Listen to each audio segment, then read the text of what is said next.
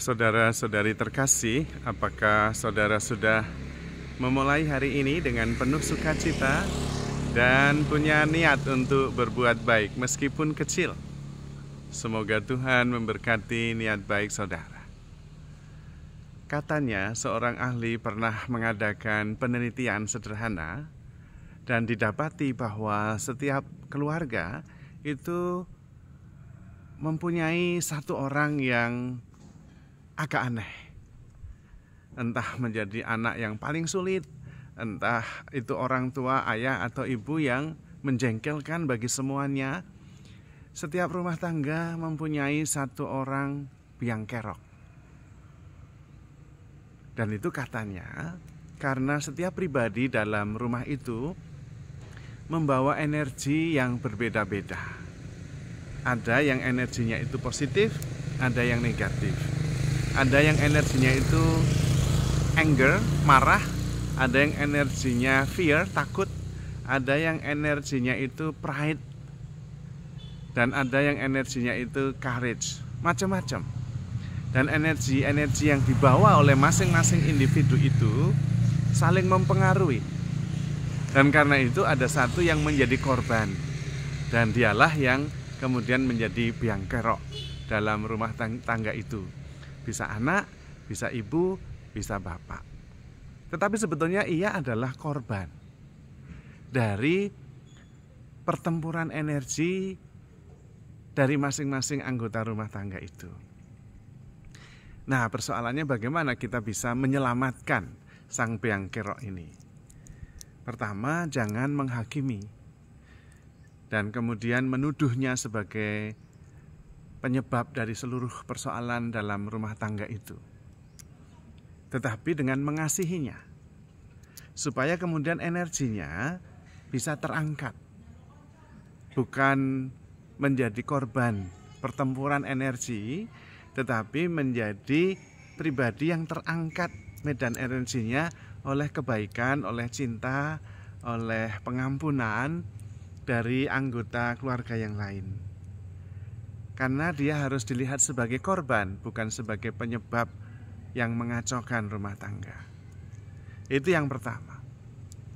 Kemudian sering mengajaknya untuk pergi ke alam. Entah itu ke sungai, entah itu ke hutan, entah itu ke tempat terbuka yang masih alami. Karena energi alam itu besar sekali, sangat powerful. Dan energi yang sangat besar dan powerful itu bisa menolong korban pertempuran energi dalam rumah tangga ini. Lalu dia bisa kemudian menjadi baik.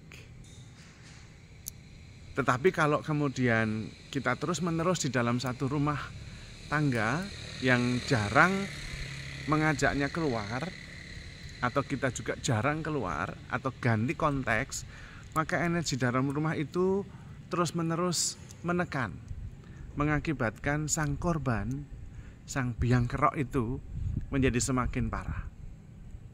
Anggota keluarga yang lain juga perlu pergi menimba kekuatan energi alam yang sangat dahsyat, karena Tuhan bekerja lewat alam semesta. Itu bisa menolong kita untuk kemudian transfer energi kepada sang biang kerok ini, sehingga dia kemudian bisa bertumbuh dan beralih medan energinya menjadi lebih sehat dan lebih baik. Tetapi sekali lagi harus ada kasih, karena kasih itu menghubungkan kita dengan energi ilahi sendiri, dan itu juga sangat powerful karena Allah adalah kasih. Maka kalau di dalam setiap rumah tangga ada biang kerok, jangan kemudian menjadi gamang atau kemudian menjadi gagal fokus dan menganggapnya dia sebagai penyebab segala derita rumah tangga, melainkan sebagai korban. Nah, perubahan perspektif ini menolong kita untuk bisa lebih mengasihi. Dan ketika kita mengasihi dan mengampuni apa yang dilakukan, kita sebetulnya memutus energi kita dari sedotan sang biang kerok itu. Sehingga kita bukan kehilangan energi karena tersedot olehnya, tetapi kita bisa memutuskannya. Energi kita tetap positif, tidak draining, dan kemudian kita malah bisa menimba energi dari alam, dari Tuhan, dari doa, dari entah kita menimba energi dari bumi, grounding, kita kemudian bisa menyembuhkan dengan membawa energi yang positif. Lalu kemudian sang biang kerok itu bisa kemudian menjadi berkat bagi seluruh keluarga. Memang ini tidak mudah, tetapi ketika kita mengetahui sebabnya dan tahu cara bagaimana mengatasinya, kita akan bisa menolong. Sehingga rumah tangga tidak terus-menerus terbelenggu, terhantui oleh sikap, tindakan, perilaku sang biang kerok yang menyebabkan seluruh rumah tangga terus-menerus mengalami penderitaan. Dan jangan khawatir kalau di dalam sebuah rumah tangga itu ada sang biang kerok, karena itu normal. Dalam relasi dan komunikasi antar rumah tangga, masing-masing membawa energi, ada yang positif dan negatif, dan itulah yang menyebabkan ada satu korban dalam setiap rumah tangga. Kita sudah seharusnya menolong, bukan kemudian menjadikannya kambing hitam. Dengan cara itu, kita kemudian bisa menyelamatkan seluruh keluarga. Maka sebetulnya pertumbuhan rohani, pertumbuhan pribadi, setiap anggota rumah tangga, anggota keluarga, itu berkat bagi seluruh anggota. Bahkan berkat bagi masyarakat, bahkan berkat bagi dunia.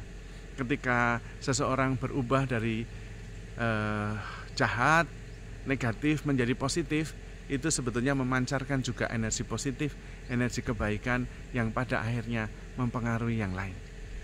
Maka fokus pada pertumbuhan rohani itu sangat penting. Pertumbuhan rohani adalah anugerah terbesar dari Anda untuk semesta. Dan pada saatnya energi semesta yang powerful itu melalui Anda bisa menyelamatkan seluruh keluarga, seluruh masyarakat, bahkan seluruh dunia. Maka saudara-saudari terkasih, mari kita terus bertumbuh dalam hal rohani dan handle yourself with care, because you are loved. Tuhan memberkati.